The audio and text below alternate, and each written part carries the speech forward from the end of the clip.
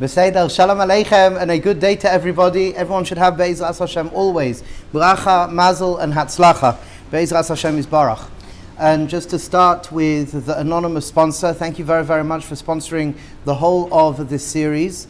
Be'erech, maybe 17, 16, 15 to 17 sessions together. Be'ezras Hashem, they should have Bracha, Mazel, and Hatzlacha. And as well, Be'ezras Hashem, the Beis HaMedrash, the Chevra of the Beis HaMedrash, the Chevra of the community, the different chaburahs, we should mamash all go from strength to strength. As well, we're launching Chazdei Hashem, Work Inspired, Pilsner Work Inspired. Work Inspired should have as well Bracha, Mazel, and Hatzlacha. So, okay, where are we up to? So we've gone through the forward. We spoke out a little bit 2 weeks ago, just in and out of a few different ideas. Last week, the Derech of Avodah, and we read a couple of the introductions here, and we are hopefully starting page 12 in the Kuntras. I want to start by following, and again, I just want to iterate. This isn't a typical shir, and the important nakuda is to recognize that, to communicate that. It's not a typical shir where I'm getting up and I'm just talking. And there's a very linear, sequential progression. There's a basis, there's a pasuk, there's a core idea, and then we really open up and express the idea. Here we are in and out of a number of ideas, and the reason being is there is I'm taking for granted that some of us know a little bit more than just the words on the page. What do I mean by that? That we've been speaking a lot of these ideas for a long time, so I wish to go deeper and flesh out some of these ideas. So I'm taking a liberty on that. And the other nakuda is that it's a big subject. What we're speaking about here is very big, and it's a little bit like a brain. And you've got all of these connections, and one portal opens up to another portal, which opens up to another portal. Now everything I'm saying revolves around the same ideas. Everything I'm saying, I don't believe I've moved too far off an idea, but I've come at it in different ways, under and over and around, and that's the way this is right now. That's the way this is. In regards to questions, just a reminder: we'll have junction points for questions, Be'ezras Hashem, and yeah, so weiter. So as we move into, pardon? Is there a reason that you don't go directly to the point and go around? Because I didn't want to. We've been speaking fundamental ideas for such a long time. It's time to evolve. And in real life, like the whole nakuda of what we're doing here, the brain, the neuroplasticity of a brain, real life doesn't happen sequentially.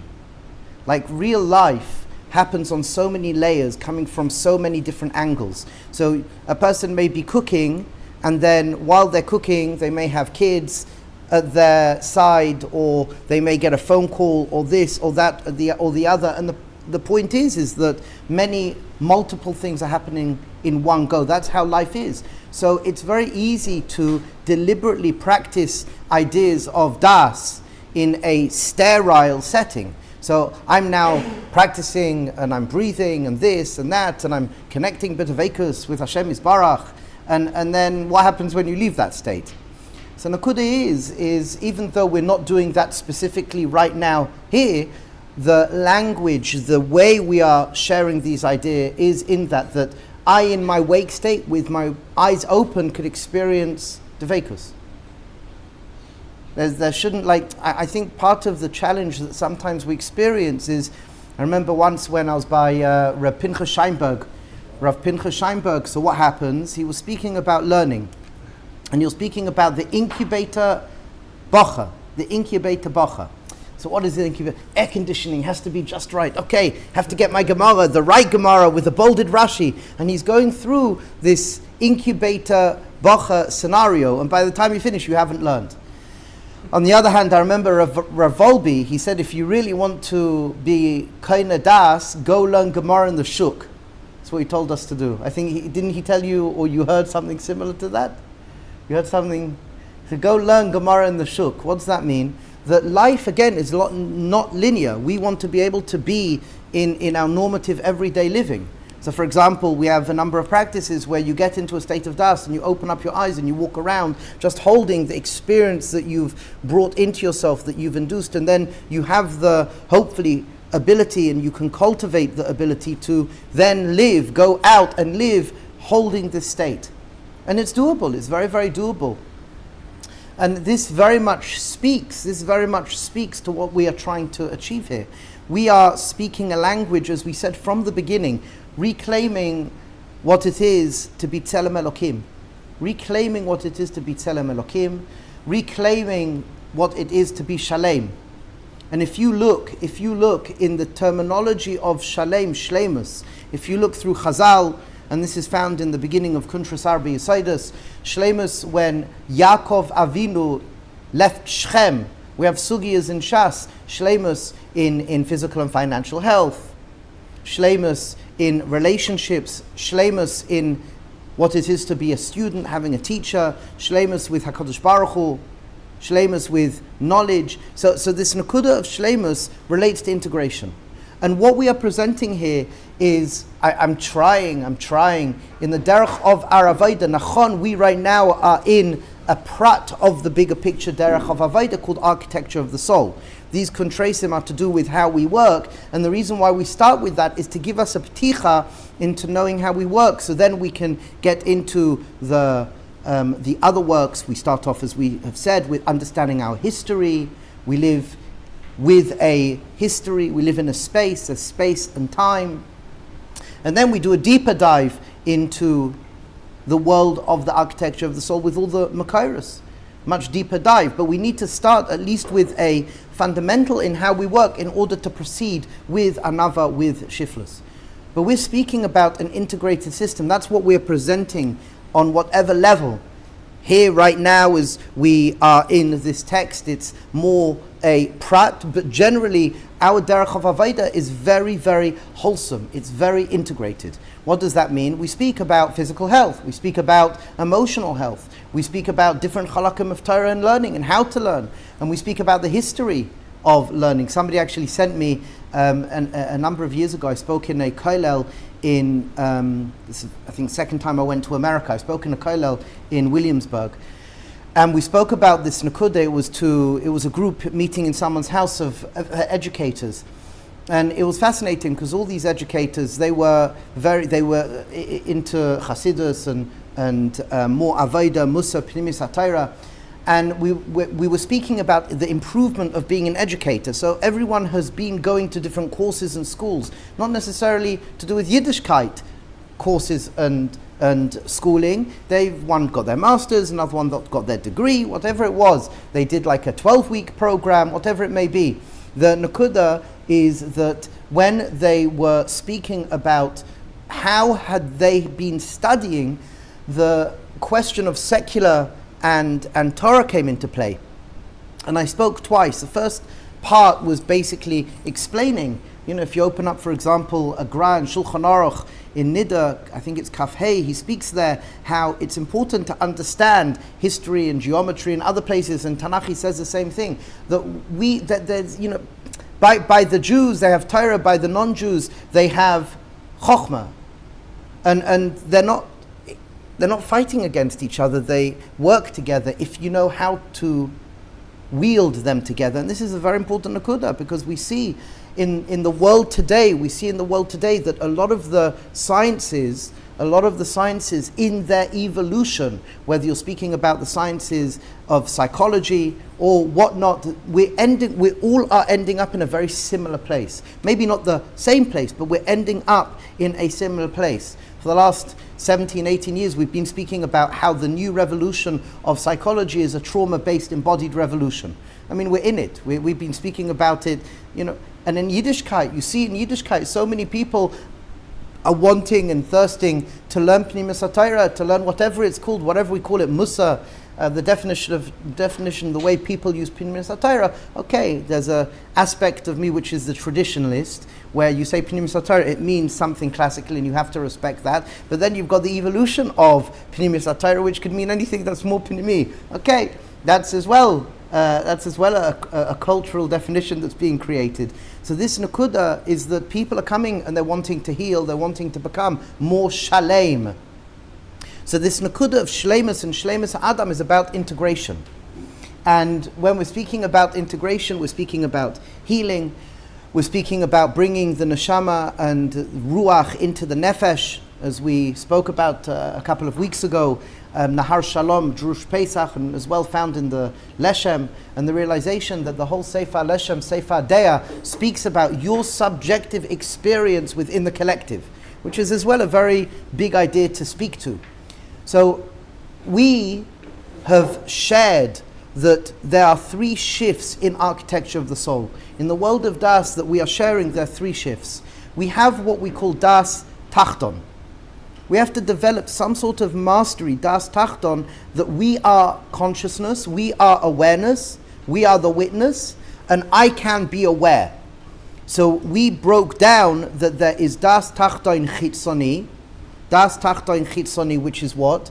Das Tachton Chitzoni is that I'm in this space now, and I'm taking up a space. We are all taking up space. Even the space is taking up space. Das Tachton Chitzoni is to spend a moment to look around and just to recognize the space I am in. That naturally will bring you out of your own subjective experience, mitzad being locked into your lower self.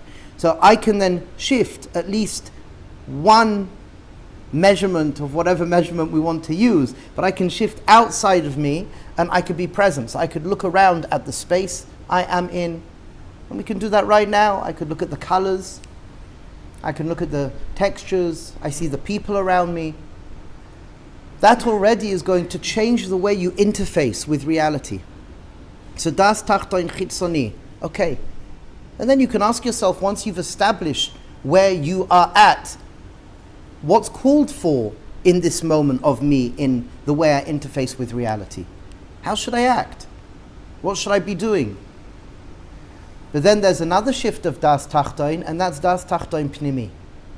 Das Tachton Pnimi is knowing where I am at, where I'm at inside. Now, the more we understand that there are several layers to self, we're not just a brain on a stem, we're not just a body and a soul, we are 5 layers of soul.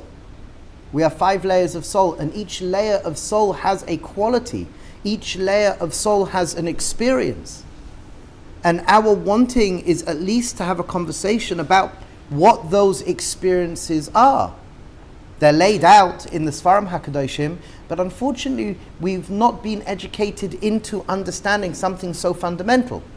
And another point is, typically people may come to think, just because we've been in a prolonged exile, people will come to think, where is this body of wisdom teaching found? This body of wisdom teaching is found in Kabbalah and the deeper text. Well, actually it's found in Tanakh, and it's found in Mishnah, it's found in the Tosefta, it's found in Bavli, Yerushalmi, Midrashim. So it was a part, and it is a part of normative Judaism, mainstream normative Judaism, to have some sort of understanding. And in the world of Musa, and in the world of Avodah, the Avodah Sfarim, there was an intention to give labeling to the experiences of nefesh, ruach, neshama, whatever it may be, but to give an experience and to give a definition, to see it in the texts. So that way, when I shift from Das Tachton Chitzoni to Das Tachton Pnimi, I can come to understand, look at that. Okay, I have a Nefesh Bahami. And depending who you are learning from and with, there'll be micro differences in definition, whether you're going with the Gra, whether you're going with Chabad, whether you're going with Kamana, whether you're going with Breslov. There's slightly micro definitions. But the point is, whichever derech you're using, if they're speaking a language to give you insight into how you work, already that's an unbelievable gift. Truly, truly an unbelievable gift when you can have the ability to turn in from the outside, and just ask, what's going on inside? Okay, I now have a Nefesh Bahami. How is that doing? So what's going on in my body right now? What's going on in my emotions? What's going on in my thinking right now? and the way that we share hirhurim, which is the fleeting thoughts, the thoughts that just come up, it's imagery and sound. What's going on there right now? Maybe I need the bathroom, maybe I need a drink. Where am I right now in my state of das? Do I have the capacity to just hold what's going on? So devekus, do I have the capacity just to stop and recognize everything is echad? And we actually can invest and inquire das tachtoin chitzoni and das tachtoin pnimi can help really set us up. Really set us up. And now's really more of the conversation of the journey begins. But we don't just end there. In our system of Yiddishkeit, we don't just end with das tachtoin pnimi and chitzoni and pnimi. There's another shift. And that shift is what we call the purest experience of das. So you have this, so to speak, lower, if we can use the term lower or bottom level, das tachtoin chitzoni and pnimi, spatial awareness on what's going on inside. And just think about that. Rabbi Singer would say that enough is alone. When people can have that awareness and turn up to anywhere and just do a check-in, takes no more than like 2-3 seconds. That will change 2-3 seconds. Okay, where am I? Das tachton, look around, turn your gaze inside. Oh, you know what? I'm a bit agitated. Oh, I didn't eat. Let me go eat something. That already will change all your interactions. And that is something very, very special. That is something very, very, very, very special. But then we have another layer. And as we move up, it does get a little bit more subtly complex, but maybe one will say subtly simple. The next shift, the terminology that you may have heard before is Shavisi Hashem lenegdi tamid. Shavisi, hishtavus. And what is hishtavus? Equanimity. So das, in its more purest form, is what we are speaking to in the awakening. So you have das tachtoin shifting to das. Das is the ability to really experience no difference between anything. It's all the same to me. It's mamash all the same. And this was the level that Talmidim of Marchu or the Talmidim of the Arizal 400 years ago, this is the level that they were expected to be on in order to enter a chaburah of the Arizal. So what does that look like? So there'll be somebody that would come to Reb Chaim Vital, they'll come to the Arizal, and they'll ask, please can I join one of your groups? And the question was, if somebody praises you, or if somebody puts you down, is there any internal difference? And if there is an internal difference, and so you're not ready yet. You may be in das tachtoin, but we want das as in letting go. Das is in language of the Baal Shem Tov, Keser Shem Tov, Kaf Chet Bet, Hachnan Havdalah. I can separate, I can pull back from my experience, not pulling back that I'm aware of my experience, pulling back that I completely and utterly let go. And so to speak, I now don't need, and again, listen to how beautiful this is. When you start your investigation of growth, if you remember, we started from the outside. We started, okay, I know I'm not the table. I know I'm not Reb Simcha Yosef. And Reb Simcha Yosef knows he's not the table. He knows he's not the Mag. He knows he's not Yoshua Gerzi. So that's quite straightforward, you see. But then you go a step inside and you start to speak about physical sensations. So at that point, you may hear people disconnecting a little bit. Oh wow, I've hurt my thumb, but I'm not my hurting thumb. Well no, because your thumb is your physical body, and if somebody would have their thumb amputated, they would still exist. So they're not the thumb. And then you go more subtle inside. Oh, emotions. I must be my emotions. But no. Who says you are your emotions? And again, reverse theology or reverse, having insight into not knowing what you are, you can then come to recognize more of what you are. So you're holding on to something. So it makes it easier. I'm holding onto something, I'm tagging onto something. So it's far less abstract. Once you get into it, okay, I'm not the stender. I'm not the stender. Now on one level that could be quite obvious, but then you go inside, I'm not my physical sensations. I could be aware of my physical sensations. I'm not my emotions, I could be aware of my emotions, and I'm not my, what we call hirhurim. It's a specific sort of thinking, which is like the monkey thinking. It's the, what's the word that we used with hirhurim apart from fleeting thoughts? Stream of consciousness. It's like a stream of conscious thinking, so to speak, that we may be aware of. Unconscious. A stream of unconscious thinking. There's another dialogue. There is a dialogue that's going on inside of me. Hirhurim. I'm not that. I'm not that. And Chazal use the term hirhurim. Well, what's the difference between machshava and hirhurim? We have to ask these questions. Why do we have a term in Yiddishkeit in Chazal, hirhurim, and we have a term in classical Yiddishkeit, machshava? What's the difference? So hirhurim are coming from the nefesh. So all of that I can tag onto and be aware of. And the exercise that we use to do that is called habata. Habata means to observe. And simply you just ask, what am I feeling in my body right now? What am I feeling in my emotions right now? What am I thinking right now? Yet, my dear friends, behind all of that, when you completely and utterly let go, you come to this place. Some people translate and experience this place as this expansive, good darkness.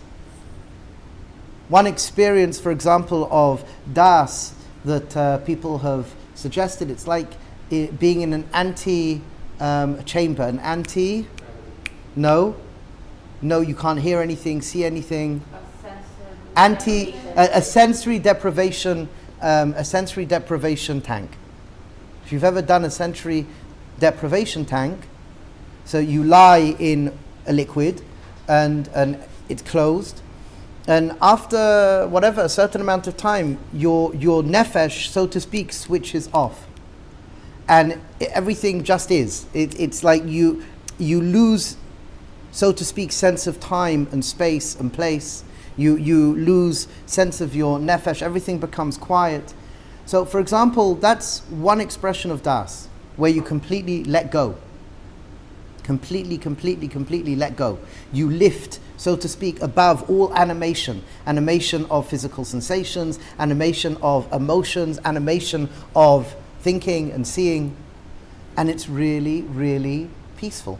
When you eventually let go, some people, they feel at first a little bit of anxiety, fears, whatever it may be, but all of that's coming from your nefesh. That's made up of your thoughts, feelings, and physical sensation. And when a person can start to let go of that, it's really peaceful. It's very quiet. It's very peaceful. And that's the clean slate of das. One interpretation. That's a clean slate of das. And really, we're meant to be functioning from that place. When HaKadosh Baruch Hu gifted Am Yisrael the Torah, if you think about it, Maimar Chazal tell us, it's a Medrash Rabbah and found in a few other places, that we were healed on all levels. We were healed. If a person couldn't walk, if a person had some sort of physical defect or emotional defect or intellectual defect or psychological defect, they were completely and utterly healed. And one reason being is because we had to be healed and in a state of das to makabel the Torah. And this gave rise to Shavisi Hashem Lenegdi Tamid. And we want to experience Shavisi Hashem Lenegdi Tamid from a clean place. From a clean place. So we have Das Tachtoin, but then we shift into the state of Das where we completely and utterly let go. Completely and utterly let go. Behind all the animation, behind all of the noise, behind all of the imagery and sound, there's a place of complete silence and stillness. And it's from this place of das, then we can start to be curious about what we call das elyon. Das elyon already is channeling, it's being in touch with the divine, it's the world of, in our community, by Rabbi Singer and Rav Shapira, by the Pia Setzner, it's the world of really keeping Torah mitzvahs. It's the world of yichudim. It's the world of receiving higher messaging. And why you need to have this place of emptiness is because if we bypass this place of emptiness, what we received could be entangled with our typical nefesh bahami experience. Because our nefesh bahami is a lens. It's a lens. And if I don't know how I work, I could receive something and there could be an entanglement where I think it's coming from my lower animal self. So we spoke about how, we're taught, to trust our gut. We're not really taught to trust our gut, but there's a reality where we should learn to trust our gut. In our language, this is an aspect of Ruach HaKodesh. But if your gut, so to speak, is tarnished, then the messaging you get, so to speak, is tarnished. When we could learn to separate Hachna and Havdalah, a natural Hamtaka starts, but when we could learn to separate Hachna and Havdalah, and we can enter this world of silence and stillness, then what starts to happen when I receive something, then we can cultivate the ability to become sensitive to the differentiation of experience of where this piece of information is coming from. Is this a Nefesh Bahami voice I'm experiencing? When you have an insight, or when you have a gut feeling, which is as well an insight, same place, so to speak. So is this nonsense, or actually, you know what, that's I'm having an odd experience with this situation, I think I'm going to go away. Well, how did you know that? Something you felt. So there are times in our lives where you have had a very spot on, correct internal feeling from your nefesh. But there's times where we may have misjudged a situation. Well, the more we become Balei Das, the more we can achieve this level of complete separation from our nefesh, which really we will never be able to completely separate from our nefesh, but at least to know how we work, that I can observe. Look at that, I'm observing now physical sensations, emotions, fleeting thoughts. I'm observing a judgment on this person. But I know that's just silly. They annoyed me once upon a time, and that became like an entangled coding inside of me. We get annoyed sometimes at our kids. It's like the kids, I don't know about you, sometimes, the kids may not listen to us, and we get annoyed, we get agitated. So always like, why do we get agitated when our kids annoy us? Like, why? It's an interesting thing. If you really pull back, it's because we have this expectation that they should listen to us. We have this expectation they should listen to us, and I do something, and I say something, and they should go do it. And what happens? It bothers us. We have these expectations. If you've eaten food, wash up your own dishes. Leave a whole pile of dishes that I cleaned in the morning. I get it. It's like if you drop something on the floor, clean it up. And we're running around trying to pick up, so to speak, the mess, pick up the broken pieces. It's not easy. Sometimes it's like, when our kids are good, how much do we praise them and thank them? I wonder if there's a disproportion in saying, no, don't do that, to yes, well done, I don't know. But it's an interesting, why does it bother us when our kids don't listen to us? And where's that coming from? Where's that coming from? So you'll find that that's coming from your nefesh, and it's coming as expectations and assumptions. We have a set of expectations and assumptions. We have voices, feelings. And when we can start to Hachna and Havdalah, pull back from that, and allow something to be without the inner voices, we experience it differently. In a calm way, do you want to explore where those moving from, or just, okay, I'm calm now, move forward? Both. We want to explore where that's coming from in a calm way, but both. There's no right or wrong. The point is to recognize I experience my nefesh, and I want to come to this place of what we call das. And das is this still, quiet, clean place. And it sounds a little bit odd, but we can get there. A lot of people here have had moments of it. Again, we're speaking about a process of reality. There's an ebb and flow. Sometimes in the moment, in the most awkward of situations, I'm in the state of das, and I can cultivate and hold what's going on. And sometimes all hell breaks loose. We're human beings. There's an ebb and flow. There's a ratz of a shav. Another way of describing this, and then we'll read the first paragraph. Another way of describing this is as following. that in the world, what we call the Nefesh HaBahami, this is from the world of Musa. This is from Rabbi Gerzi, who heard this from, I believe, his sister, who heard it from her father, Rav Avram Gerzi.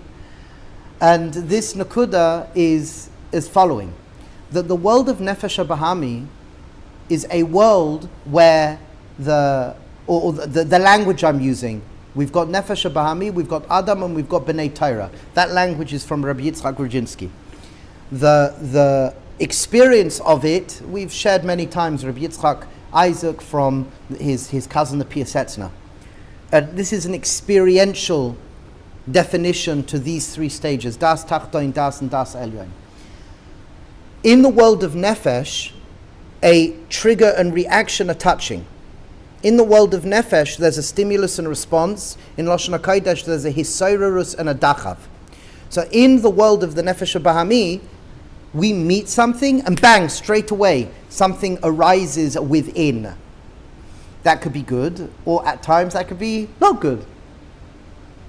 So that's the world of the Nefesh HaBahami. The world of Adam is where I can create a gap between the hisayrus and the dachav. The world of Adam, I can create a gap between the trigger and the reaction, the stimulus and the response. There's now a gap.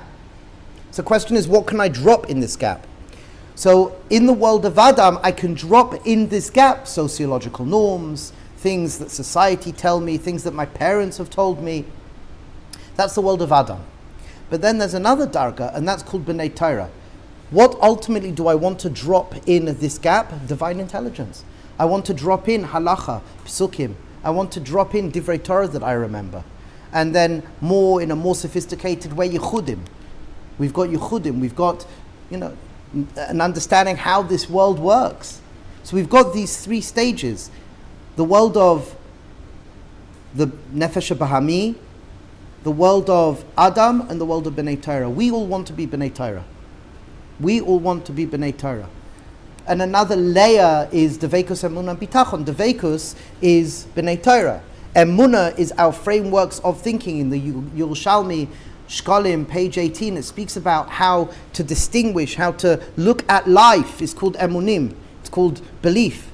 We translate it as belief. My belief, my emunah is my frameworks of thinking. How I'm looking at this world. That's emunah. And devekus is how safe do I feel in my body. Bitachon is how safe do I feel in my body. How safe do I feel right now in the present moment. And we want to create an alignment between these three friends to develop our emunah, which is very much to do with Rosh Hashanah. Then to shift into Yom Kippur, which is Devekus, and then shifting into Sukkot, which is Bitachon. That we can re-establish a healthy connection between these different parts within us. And to live fully and to live engaged. So our first journey is just to at least cerebrally hear these words. That we have Das Tachtoin, and then we shift to this place of Das Shavisi Hashem Lenegdi Tamid, just to hear what it could be, what it should be. And one more point is that we want to take into consideration that if one has gone through, the journey begins, there's in education a tagging system. In order to give somebody to get to the next stage, you have to have, so to speak, non-abstract ideas or ideas that aren't too big, that we can hold on run by run. If you have a ladder and the runs are too far apart, you can't climb up. So we want to make sure that each run is just enough that I can climb up the ladder. So hopefully, in Journey Begins, we spoke about Das Tachtoin in quite a thorough way. This Nakuda of Das is, I believe, more subtle and cerebral at this point in time. Whether we can get it or not, that's a different conversation, but just to hear the next leg of our journeying. So before we go into the text, any questions? Yes. Two questions. Yes. So in the realm of the shtabas, can the person walk around with the shtabas? So is it safe to walk around? Is the person in a state of total silence where they don't? Yes. So we're very, very good. Is it safe to walk around in hishtavus? Yes. What we're saying is that it's not that you're not engaging. This is what Rabbi Nachman speaks about in Ratzav V'Shov. In Likutei Maran, Ratzav V'Shov is when I'm in this state of hishtavus, my system works and functions a lot better. It's a lot quicker, it's a lot more accurate, it's a lot quicker. I have much better clarity. So when I'm in a state of stillness and silence, the system is created in such a way where my nefesh is going to tell me how to react. So I'll give you an example. I'll give you an experiential example. Person does martial arts, fighting. Okay? What happens in martial arts when you fight? I love fighting. When everyone was kids and playing like ball and this, I was busy getting kicked in the head and like knocked out. But when you're fighting, so there's two ways you can fight. At first, when you fight, you're constantly trying to assess the next move of the person. And you're very fixated on what are they going to do next. And you miss most of the signals and cues. And then they'll notice that your elbows and you get punched in the rib or the stomach, whatever it may be. As you develop in fighting in martial arts, you actually stop asking questions. As you develop, you slow down. Everything becomes silent in your mind. It becomes silent. You have many layers and systems within you. The moment you become silent, something else switches on, which is far, far quicker. Far quicker. Your reflex is 10x. There's other parts of you which are far more sophisticated than your conscious brain. There are parts of you that are far more insightful than your logical reasoning. Far more. Quicker, more sophisticated. It is a silence. It's not a total sounds like the pool of that silence deafening. No, what it is, you're functioning from this place of silence, you're more grounded, and you will start to get messages. You will start to get messages. Does that speak to what you asked? Yeah, and I understood, I first understood Ishtabas to mean this, and then based on the example that you gave with that liquid pool, whatever you do, that where the person loses total awareness or whatever of the senses, that everything goes totally quiet. So if everything's totally quiet, then there's no reaction. The body's just, imagine, would just be still. Yeah. But this is saying that Ishtabas is, it's not. Hishtavus, Hishtavus is, and then Hishtavus Shavisi Hashem Lenegdi Tamid is we want to have a constant connection to the oneness. That's another shift. But right now we're just speaking about Hishtavus, we're speaking about Das. Two more questions. Go for it. Did everyone hear the first question? I think it's a very important question. That it's not that I'm switched off and it's unsafe. No, I am in this state of Hishtavus, I'm in the state of Das, and actually things become a lot clearer. And there's no pollution, there's less entanglement. So next question, yes. Just running off of that question, so a person therefore his nefesh needs to be healed or safe. So that's called Tikkun Hamidais. That comes before Ishtabas? They work together. They work together. When we're speaking, again, we could speak linearly. From a linear language, yes, you have to do Tikkun Hamidais before you do Hishtavas. But the reality is we don't. We do it all at the same time. The person never studies martial arts. If he gets attacked, and he's in a state of Hishtavas, he'll never know how to react. Through the training, through martial arts. If a person doesn't train, that is. If a person does not train. Correct. Yes. If a person does train. Correct. And then exactly. Hishtavas, then the reaction. Exactly. You have to. That's Tikkun Hamidais. You have to train your body. Our body is thirsting. Our thoughts and feelings and physical sensations are thirsty to be guided. This is found in, and again, same idea, different language. The Gra in Mishlei, his Bira Gra, the Bira Gra in Mishlei in the first chapter, second pasuk, that the Seichel should be manhig, the Nefesh. So yes. Yeah, does that answer your question? Yeah. Okay, good. Okay. I wanted to just check that I'm understanding correctly, just in different words what the Rav was saying about Hishtavas and that we're not switched off and we're not checked out. Are we saying that Hishtavas doesn't apply to our behavior? It only applies to the response that the world around us has to our behavior? A little bit of both. We behave. So does Hishtavus connect to our behavior, or is it the surrounding behavior? When I say behavior, I'm not speaking about the thoughts and feelings that Yes. come up involuntarily. I'm speaking about how we choose. Saying I'm not embracing the idea that it doesn't really matter what I do. I'm not nihilistic. I'm not fatalistic. It doesn't really matter what I do, or if I do the right thing or the wrong thing, or say this or say that, because everything is equal.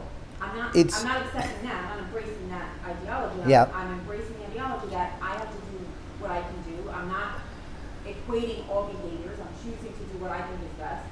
But it may be that the world around me will not respond the way that I'm expecting. Correct. It's a And far, that's okay with. yes, correct. It's a far deeper conversation with what you're bringing up, because if you look at Yud Gimel Midas Rachamim, Hashem Hashem El Racham V'Chanun, is Yud Gimel Midas Rachamim reactive or is it active? Am I Yud Gimel Midas Rachamim? Active, reactive. What do you mean? Yud Gimel Hashem Hashem El Racham V'Chanun Erech Hapayim V'Rav Chesed V'Emes. I meant to live like that. Both. It's both. Sometimes It could be, but Eric Hapayim, like, does that mean that they're resisting the urge to become upset? Exactly. Reactive? So now this is But that's also a choice. this is your this is really the answer to your question. It's not so poshut. On one hand, it's reactive in Hashem, how Hashem deals with me, but it could be reactive as well. It's reactive in the way I deal with people, or people deal with me and I react to them a certain way. So it's not like Yud Gimel Midas Rachamim, reactive or active. It's fascinating, and that makes a difference. Really, what we see, it's a bit of both. Most things in Yiddishkeit is a bit of both. It's a sprinkle of this and a sprinkle of that, the left and the right. Pardon? It's not black and white. I'm sorry. that's why you have the cookies. I'm sorry. That Das is subtlety. Das is all about subtlety. I'm sorry, it's not black and white. Yes, last question, then I would like to try and get through some of this. This question is really meant to Questions are good. hopefully tag on really to the previous questions that are being asked. Just within this nuance of language of how what the Rose are describing, because in a different context, where the Rav has mentioned that you can't always be in a state of Das. Correct. So is there supposed to We're be not meant this- to be. Right. So is there supposed to be this breakdown of Das is sort of representing us, channeling upwards, and then like Ishtabas, that what we just were talking about, that's kind of something that's like a milestone level that we're at. Meaning they're not like the Rav is sort of mentioning them interchangeably, but really Ishtabas, once like you've reached it, you're not going to be in Das the same way, but Ishtabas you sort of are keeping because you can just. It's just going to affect however you're reacting. It's very, very subtle. Is Das Hishtavas and is Hishtavas Das? It's very subtle. It's very subtle. But we have these different ideas. We can give. We're looking at the sources, and I'm not doing it now. We're speaking really bigger picture. We can take the word Hishtavas and take the word Das, trace back in Avodah Sfarim all the way back to Psukim, and we could look at the definition. They're not the same. They're not the same. There are overlaps and similarities. And the point is, there is an ebb and flow between all of these different experiences, and what we just want to know is some understanding of the experience experientially, and to recognize when we're in it, when we're not in it, when we're human. But that's clear, because if that's the case, that ultimately there will be a separation, then it makes it, at least for me, it's much easier to accept the idea that you get to a level of Das, and then that will basically immediately channel into Ishtabas. Hope so, They're yes. not going to directly always overlap. Correct. Because Das, Yeah. you're not going to always be saying, that's like almost like a more extreme position. But Ishtabas, effectively, really you always can be in, because that's going to be baked into any reaction, and any way you're interacting. I wouldn't say always. I wouldn't say always, because sometimes you're completely owned by an experience. Sometimes you're owned by your thinking, and you can really feel anxiety and this and that, and you're not in a state of Hishtavas. If they needed the Shtavos to get to Arizal's chaburah, it's a very, very high level. I don't believe it's a high level. I believe we have not been educated into it. It's a difference. We don't speak about it. Everyone just says Hishtavas, everyone says Emunah, everyone says Bitachon, but experientially we're not guided into it. That's one reason my teachers were very, very makpid. It's not just about nice words and cerebral, it's an experience. For example, the shift of saying Devekus or saying Bitachon as in trust to Bitachon as in feeling safe. So for Rabbi Singer, when I brought that up to Rabbi Singer said, when I say bitachon, I mean feeling safe. But in English, trust doesn't mean feeling safe. When you feel safe, it's easier to trust. But there are two facets of emunah. So when you say to somebody a language that resonates more experientially with them, based on Chazal, this is what Chazal is saying. So when you switch your language Look at that. All these years I've used the term trust, trust, trust, and there's been a lacking in my experience of bitachon. But the minute you say safe, and the minute you say safe inside your own skin, I feel safe in my body, and you show somebody how you can actually do that. So there's layers of bitachon where an aspect of bitachon is just feeling safe, but then there's layers of bitachon where you include HaKadosh Baruch Hu. But first to feel safe. So already, rapidly, you can learn to achieve the midah of bitachon. Rapidly. Just by that change in language. When we say emunah, frameworks of thinking, rapidly with a change of language. And again, we spoke about simplifying, codifying this information. I'm going to share it, but then you have to codify it in your own way. And hopefully through conversations and questions, you then can understand it in your own way, and you can have major shifts in your daily normative experience, including Hashem.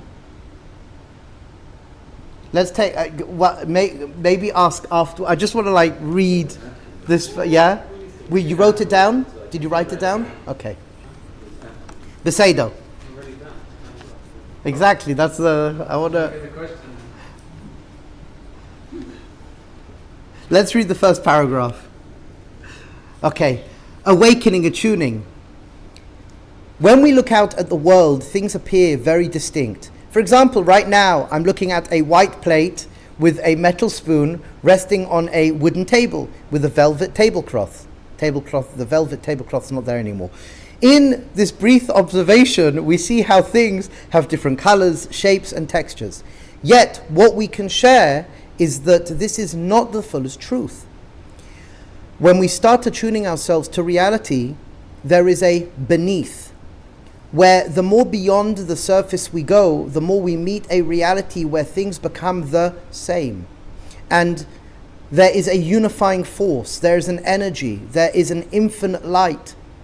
In this place, all things are connected, all things are one, all things can be viewed from a place of love. Okay. Sorry, Chavra. Sorry, people online who... This is where we are. So now I'm looking at the clock. Let's take questions. In the world of... Isn't the unity in this first paragraph called an atom? Or isn't there one... So yeah, we can call it an atom. This is all... So we can call it an atom, whatever it may be. We go into it here. We go into to talk about it. But again, if it is an atom or not, these are all mashalim.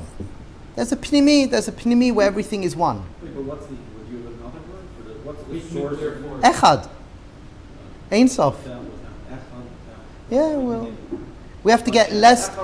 We have to get less bogged down with the words right now, and just to know that something behind everything exists in a form of formless and oneness.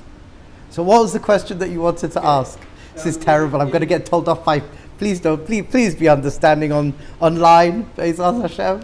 Yes. Sorry, say that again. In the world of Adam and B'nai Torah. In the world of Adam and B'nai Torah, okay. You mentioned that there's a gap between the Hisayrus and the Daat. In Adam. Adam and in B'nai Torah. Well, B'nai Torah is what we want to put in the gap. Okay, so is it actually a gap, or there's a point where there's no reaction, and then there's either sociological norms? Yeah. Is there an actual gap? Is there an actual gap between stimulus and response? The answer is that if you want to go biologically, it's like there's a whole conversation to be had. But my reaction, I experience it where there's a gap. Instead of me just reacting to something, I stop, I reflect, and I choose how I want to relate to it. So we call that Hisayrus and Dachav. Okay, so in the world of Adam, sociological norms, let's say sociological norms, or in a setting where it's not normal to react in anger, let's say, and the person stuffs it up. They're choosing now, the gap, within the gap, they're choosing now to stuff it. Is that pushing something away? It could be. So a gap is not necessarily...